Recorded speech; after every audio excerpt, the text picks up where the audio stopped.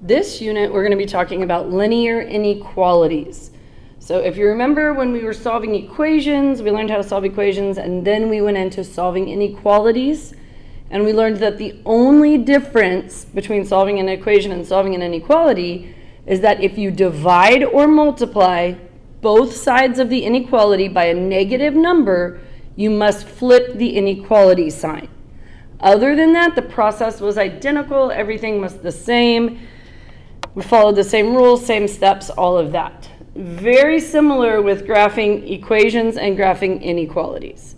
For graphing equations, we would always get the formula into slope-intercept form, get the equation in slope-intercept form, y equals mx plus b. We would plot the y-intercept. We would start at the y-intercept and rise and run the value of the slope. All of that is identical to solving equations. Here's the extra piece. Now, when we connect the dots, we have to look, before we just draw our line to connect the dots and put our arrows on the end, we need to look. If it is a greater than or equal to sign or a less than or equal to sign, then it will be a solid line. If it is only less than or greater than, not equal to, it will be a dashed line. So when you go to connect the dots, there's one extra step there.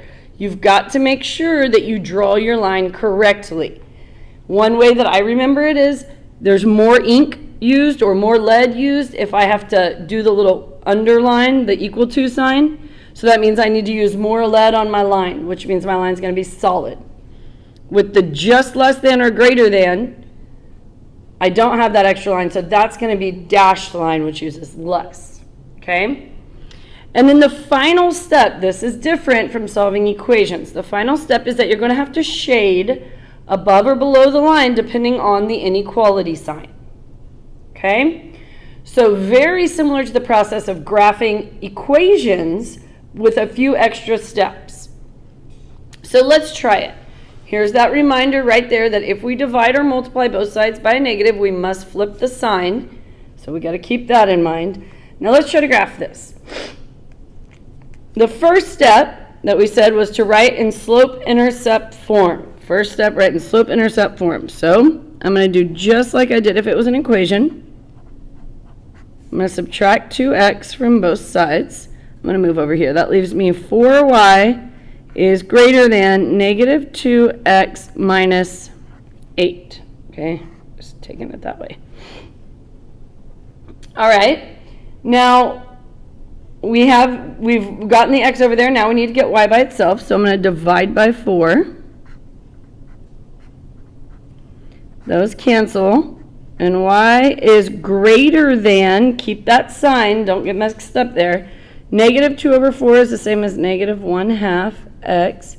Negative 8 over 4 is the same as negative 2. So I have my inequality in slope-intercept form. Now I'm going to graph. To start the process, I need my slope and my y-intercept.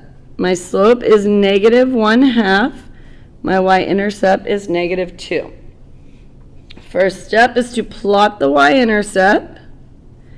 There it is at negative 2. Starting there, I will rise 1, run 2 to the left. Rise 1, run 2 to the left. Now, before I draw my line in, I need to check, is this going to be solid or dashed? And I see that the equation is y is greater than. Not equal to, but only greater than. Therefore, this will be a dashed line. Okay, so there's that step. Now I need to shade because the solution to a linear equation is just the line. Every point on the line is a solution. But within a linear inequality, it's a whole area. So we need to note that area. So this says y is greater than this line. So I look at this line and I say, okay, here's a good reference point. My y-intercept. Where are the numbers on the y-axis greater than negative 2? Well, negative 1, 0, 1, 2, 3. So that tells me my shading is going this way. So I like to use the y-intercept as well as the inequality sign to determine which area to shade. What this means is every single point in the entire shaded region is part of my answer. So I could be asked, is the origin a solution to this equation? The origin's right here. It is in the shaded region, therefore it is a solution to this equation. If the line is dotted, then a point on the line is not part of the solution. That's because the dotted line tells us that only the stuff to the side of the line is part of the solution, but not the actual line. Just like when we did inequalities and we did an open dot or a closed dot, where an open dot just meant up to that dot but not including the dot, and the closed dot meant inclusive, same concept here. Let's try another one. Graph the solutions to x minus y is less than 3. All right, so I'm going to start by getting this into slope-intercept form, always the first step. So I'm going to subtract x from both sides. I have negative y is less than negative x plus 3. I have y by itself almost, but it has a negative 1 over there with it. I don't want to know what negative y means. I want to know what positive y is. So I need to divide by negative 1. And the reason I'm doing this in yellow is because you should have little alarm bells going off in your head. I'm dividing by a negative, therefore I must flip the sign. And I like to write the sign down flipped over before I even do the math because I don't want to forget. Those cancel. I get y is now greater than negative 1 over 1 cancels. X.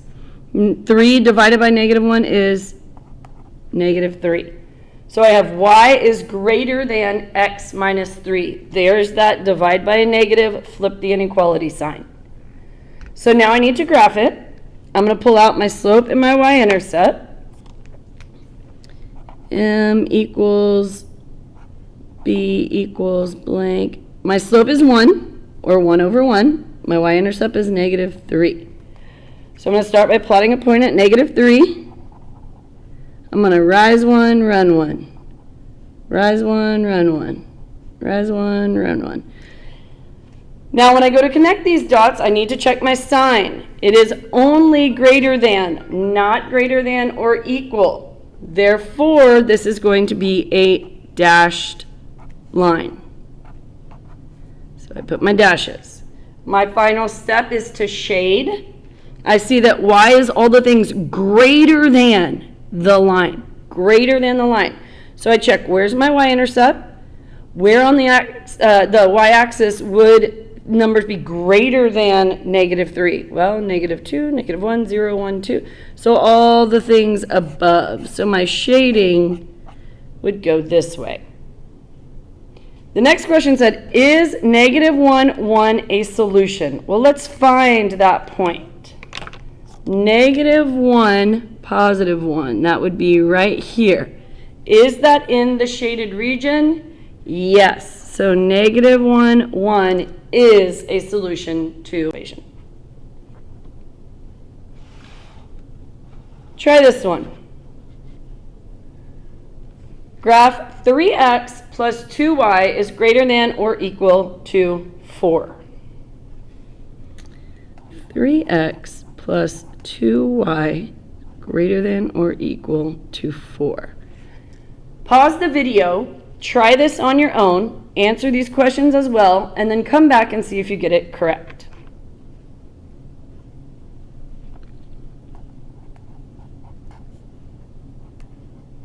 All right, my first step would be to get this into slope-intercept form. So I subtract the 3x from both sides, divide by 2. I get y is greater than or equal to negative 3 over 2x plus 2. My My slope is negative 3 over 2. My y-intercept is 2. I start by plotting the point on the y-axis at 2. From there, I will rise 3, run 2 to the left. Before I connect, I check. This is greater than or equal. So it's also equal to. That's going to mean I'm going to have a solid line. Solid line is inclusive, so any point that falls on the line will be part of my solution. Y is greater than this line, so I check my y-intercept. It's at positive 2. Where are the numbers on the y-axis bigger than 2? 3, 4, 5 up here. So my shading would go this way. So now I ask myself, is the point 0, 2 a solution? Over 0, up 2. That's actually my y-intercept. That falls on the line. It is inclusive, so yes, that is a solution. Okay, if it falls on the line or in the shaded region, it is a solution. Let's check the next point.